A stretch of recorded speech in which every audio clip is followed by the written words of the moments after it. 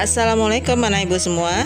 Jumpa lagi kita di pembelajaran daring pendidikan agama Islam kelas 7 semester genap di SMP Negeri 31 Medan dengan judul materi Hijrah ke Madinah, sebuah kisah yang membanggakan. Jangan lupa berdoa ya. Sebelum membahas materi pembelajaran, kamu harus tahu dulu tujuannya.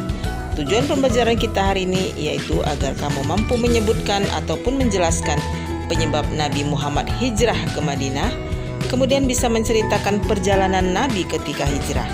Lalu, apa perjuangan Nabi membangun masyarakat Madani di Madinah, kemudian meneladani perjuangan Nabi di Madinah dalam kehidupan kemasyarakatan di Indonesia. Anak-anak ibu semua, hijrah Nabi Muhammad dari Mekah ke Madinah merupakan peristiwa besar bagi umat Islam. Kisah itu punya makna mendalam. Peristiwa ini kemudian menjadi awal tahun kalender Islam dan diperingati hingga sekarang. Nah, apa itu hijrah? Secara etimologis, hijrah adalah meninggalkan suatu perbuatan atau menjauhkan diri dari pergaulan, atau pindah dari satu tempat ke tempat lain, atau meninggalkan suatu daerah menuju ke daerah lain. Dan arti yang sederhana, hijrah itu artinya pindah. Hijrah Rasul artinya perpindahan Rasulullah beserta sahabatnya dari Makkah ke Madinah. Sebelum hijrah ke Madinah, Nabi Muhammad telah berdakwah menyebarkan Islam di Makkah. Mula-mula dengan cara sembunyi-sembunyi, kemudian yang kedua dengan cara terang-terangan.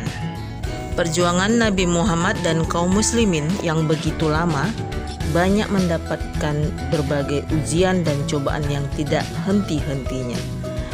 Penyiksaan, pemboikotan, pengusiran, dan bahkan percobaan pembunuhan sering mereka alami.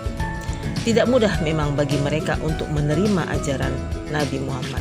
Apalagi mereka merasa ajaran Islam banyak yang bertentangan dengan keyakinan yang mereka anut selama ini, yaitu menyembah berhala. Adapun faktor-faktor penting yang menyebabkan Rasulullah terdorong untuk hijrah dari Makkah ke Madinah adalah yang pertama, siksaan kaum Quraisy kepada umat Islam semakin berat. Selama 13 tahun Rasulullah hidup di kota Mekah, beliau dan para pengikutnya seringkali mengalami cobaan yang besar dan siksaan yang begitu pedih. Di samping itu, hak kemerdekaan juga dirampas. Mereka diusir, harta benda mereka pun disita. Yang kedua adalah wafatnya istri dan paman Nabi. Setelah istri Rasulullah yaitu Khadijah meninggal dunia, tak lama berselang paman Rasulullah yakni Abu Thalib juga wafat.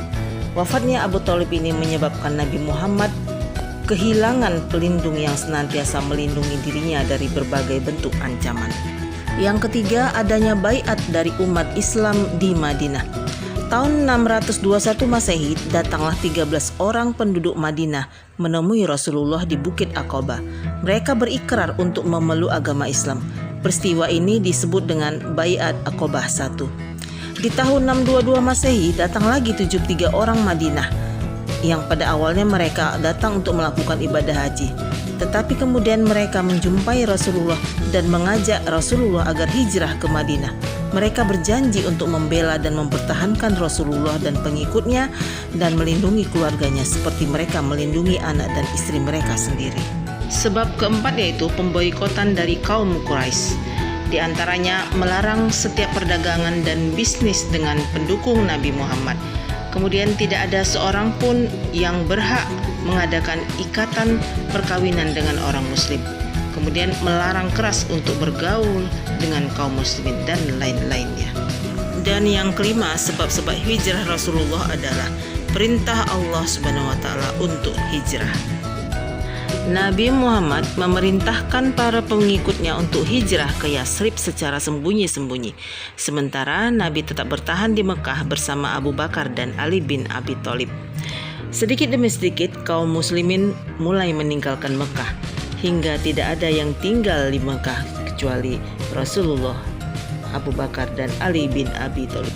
Rencana hijrah terdengar oleh kaum kafir Quraisy. Mereka membuat rencana untuk membunuh Nabi Muhammad karena mereka khawatir agama Islam akan berkembang pesat di sana.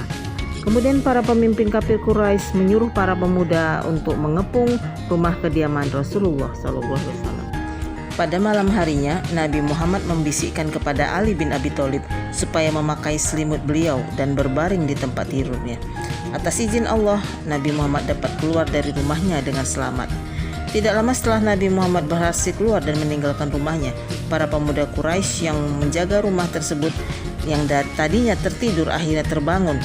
Kemudian mereka dengan penuh amarah masuk untuk membunuh Nabi Muhammad. Tetapi mereka terkejut dan kecewa karena hanya mendapati Ali bin Abi Thalib yang sedang tertidur. Menjelang larut malam, Nabi menuju rumah Abu Bakar dan mengajaknya hijrah ke Madinah. Lalu mereka berjalan menuju arah Gua Sur. Jalur tersebut adalah jalan yang tidak mudah untuk dilewati oleh manusia. Selama 3 hari 3 malam, Rasul dan Abu Bakar bersembunyi di Gua Sur. Dan pada hari ketiga, mereka pun melanjutkan perjalanan. Ketika sudah yakin keadaan sudah aman dan tenang. Di tengah perjalanan, mereka singgah di Kuba yang terletak 2 mil di selatan Madinah. Di sana beliau membangun sebuah masjid dan masjid tersebut adalah masjid pertama yang pernah dibuat.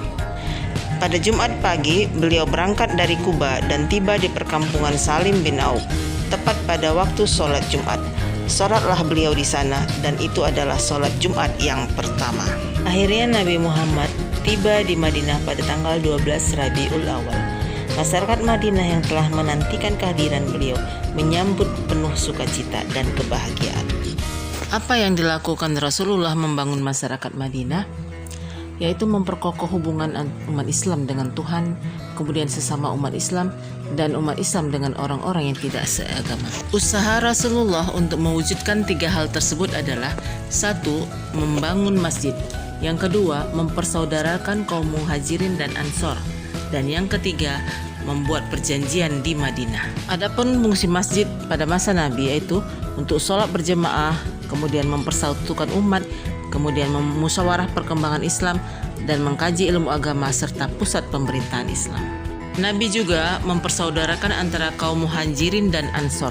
Contoh, Abu Bakar dipersaudarakan dengan Harijah bin Juair dan lain-lain. Kemudian membuat perjanjian Madinah yang disebut dengan Piagam Madinah yang mengatur tentang peperangan, perlakuan, toleransi, keadilan, kerjasama, saling mengingatkan keamanan dan persamaan.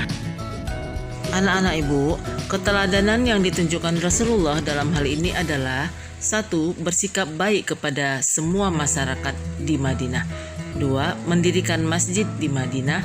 Yang ketiga, mempersaudarakan kaum muhajirin dengan ansor. Yang keempat, memberikan kebebasan beragama bagi seluruh penduduk di Madinah. Anak ibu, muhajirin adalah orang Makkah yang hijrah atau pindah, sedangkan ansor adalah orang-orang Madinah yang menyambut kedatangan kaum muhajirin. Dan cara meneladani Rasulullah adalah memahami bagaimana beliau bisa menyatukan penduduk di Madinah yang terdiri dari berbagai macam suku dan keyakinan. Kemudian beliau bisa membuat suatu kebijakan di mana seluruh kelompok tidak ada yang tersinggung dan tersakiti. Anak ibu, sama seperti halnya dengan negara kita ini yang terdiri dari berbagai macam suku, bangsa, agama maupun bahasa. Tapi tetap dalam satu kesatuan negara Republik Indonesia. Marilah kita sama-sama saling menghormati dan menjaga toleransi beragama. Demikianlah pembelajaran kita kali ini. Ibu ucapkan terima kasih dan sama-sama kita ucapkan lafaz hamdalah alhamdulillahirabbil alamin. Tetap semangat. Kita sudahi dengan wassalamualaikum warahmatullahi wabarakatuh.